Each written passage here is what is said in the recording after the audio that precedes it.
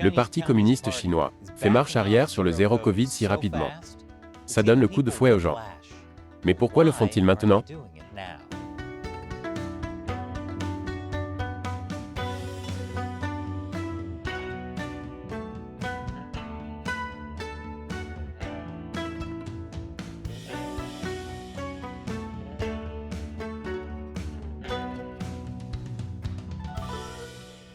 Bienvenue sur Chine non censurée, je suis Chris Chappell. Les fêtes de fin d'année approchent et si vous cherchez un cadeau pour quelqu'un que vous aimez, comme pour vous-même, prenez l'un de nos posters de voyage unique de l'ouest de Taïwan. Vous pouvez obtenir le vôtre sur chinauncensored.tv/merchandise. Le Parti communiste chinois est vraiment bon en propagande. C'est stupéfiant. En voici un exemple. Les médias d'État affirment que la Chine a sorti des centaines de millions de personnes de la pauvreté. Je suis sûr que vous l'avez déjà entendu. Ce n'est pas vrai. Le Parti communiste chinois n'a pas sorti des millions de personnes de la pauvreté. À moins, bien sûr, que vous ne comptiez les personnes qu'il a tuées. Alors bien sûr, ils n'ont plus à s'inquiéter d'être pauvres. Et au cas où vous croiriez encore à leur propagande, consultez notre épisode intitulé « Le mensonge sur la pauvreté en Chine ». Un lien se trouve dans la description. Mais le Parti communiste a obtenu que des institutions mondiales respectées, comme la Banque mondiale, répètent ce mensonge. Puis les médias occidentaux ont repris l'histoire parce que la Banque mondiale l'avait dit. Et puis vous avez des politiciens américains qui répètent le mensonge comme un fait. C'était un jeu de propagande téléphonique tellement évident que je suis surpris que le mensonge ne se soit pas terminé par l'expression « le téléphone arabe ». Covid, ou le virus du PCC comme je l'appelle, est un autre exemple parfait de leur prouesse de propagande.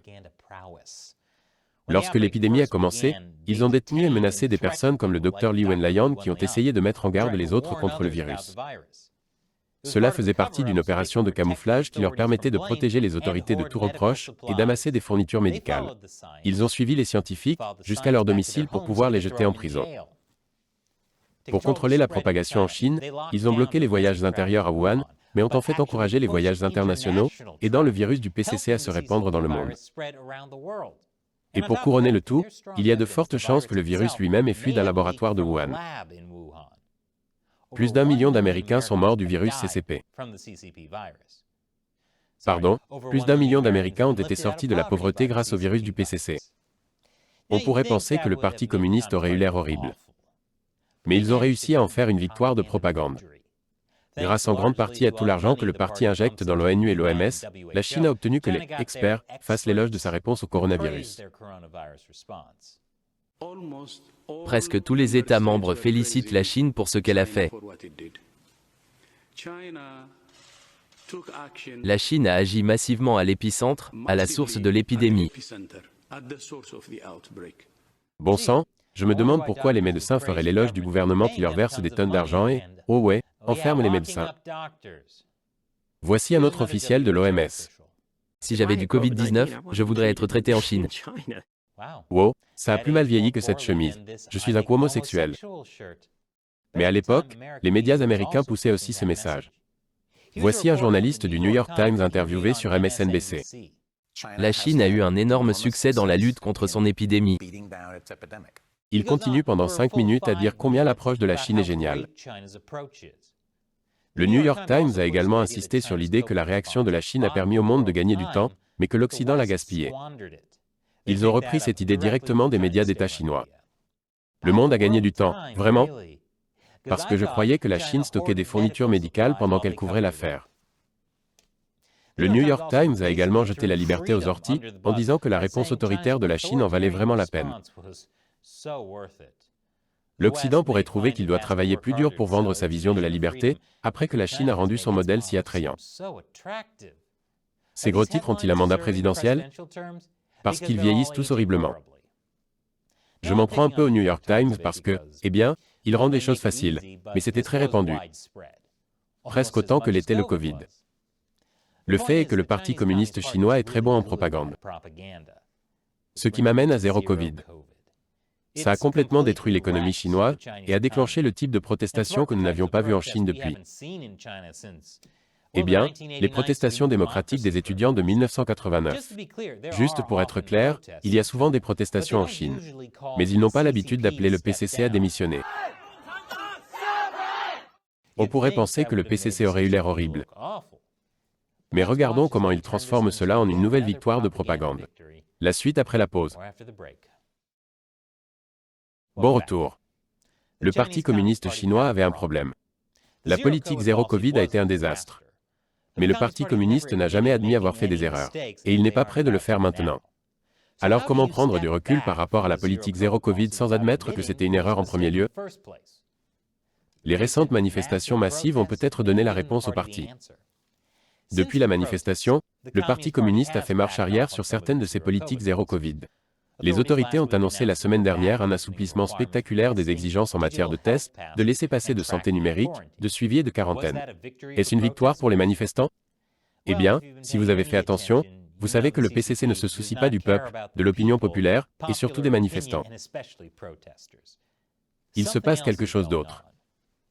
Depuis que le parti a fait marche arrière sur le zéro Covid, il y a eu une vague de cas de Covid. Non, un tsunami de cas de Covid. Oh, rebonjour, New York Times, avant que ce titre ne vieillisse mal. Il y a une raison à tous ces cas de Covid.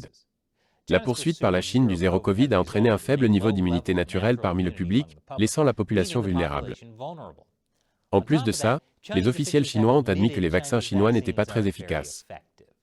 Wow, je suis stupéfait du fait que le parti qui a réussi à sortir 55 millions de personnes de la pauvreté, en tuant des moineaux, ne soit pas le meilleur en matière de stratégie. Il y a donc un pic massif de cas de Covid dans toute la Chine. Pékin ressemble à une ville en proie à un confinement, cette fois-ci, auto-imposé par les résidents. Les médicaments sont également devenus difficiles à trouver, que ce soit dans les cliniques des hôpitaux ou dans les pharmacies.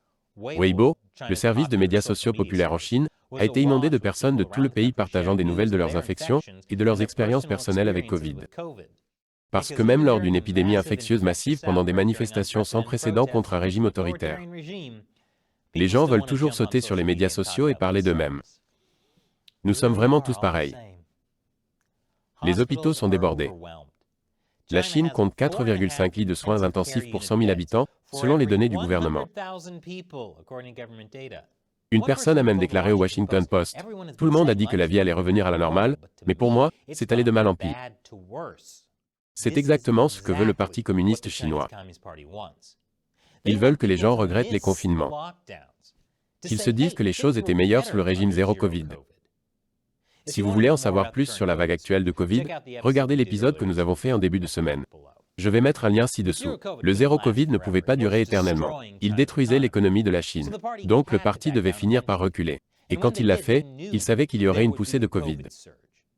Mais maintenant, ils peuvent blâmer les manifestants au lieu de leur propre mauvaise politique. Nous vous avons donné ce que vous vouliez. Et regardez ce qui s'est passé. Je suppose que vous écouterez le parti la prochaine fois. Et regardez comment vous nous avez aussi fait avoir une infrastructure horrible et des fournitures limitées. Ouais, tout est de votre faute. Entre-temps, la politique zéro Covid aurait dû montrer à l'Occident qu'investir dans un État communiste totalitaire qui peut arrêter l'économie quand il le souhaite était une erreur. Mais non, maintenant qu'ils ont fait marche arrière sur le zéro Covid, ce sont les actions chinoises qui s'envolent aux États-Unis. Bien que, comme nous l'avons vu, je suppose qu'il y a des choses pires pour la Chine que de s'envoler aux États-Unis. Morgan Stanley a quelques conseils utiles pour savoir où investir en Chine. Les meilleurs gestionnaires d'argent disent « achetez, achetez, achetez ». Je suis surpris qu'ils ne finissent pas leurs conseils en disant « le téléphone arabe ». Le parti obtient donc tout ce qu'il veut.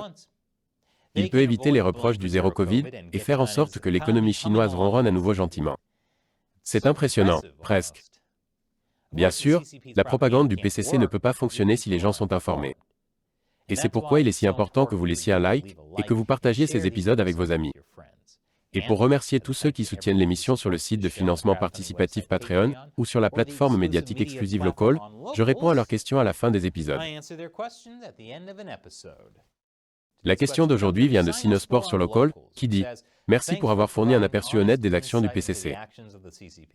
Pensez-vous que l'enregistrement et le partage continu de vidéos par les citoyens, montrant des individus et des groupes importants s'opposant à l'autorité, finiront par convaincre les dirigeants du PCC de modifier leur idéologie et de permettre un certain degré de démocratie? Malheureusement, Sinosport, non, je ne le pense pas. Le Parti communiste chinois existe pour une seule raison, rester au pouvoir.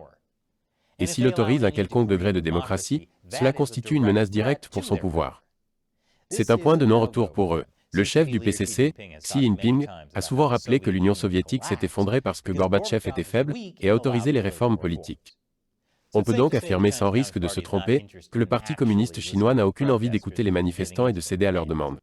Au lieu de cela, il va essayer de faire ce qu'il fait le mieux: écraser les protestations et monter tout le monde contre les manifestants. Merci pour votre question, Sinosport. Et merci de soutenir Chine non censurée sur Locals. Si vous n'êtes pas encore un supporter, rejoignez-nous sur Locals. Pour une petite contribution mensuelle, vous pouvez discuter directement avec moi, Matt Shelley, et avec d'autres fans de Chine non censurée dans notre propre espace de médias sociaux. Vous bénéficierez également d'autres avantages, notamment la possibilité de me poser une question à laquelle je pourrai répondre dans l'émission. Le lien est ci-dessous. Encore une fois, je suis Chris Chappell. Merci d'avoir regardé Chine non censurée.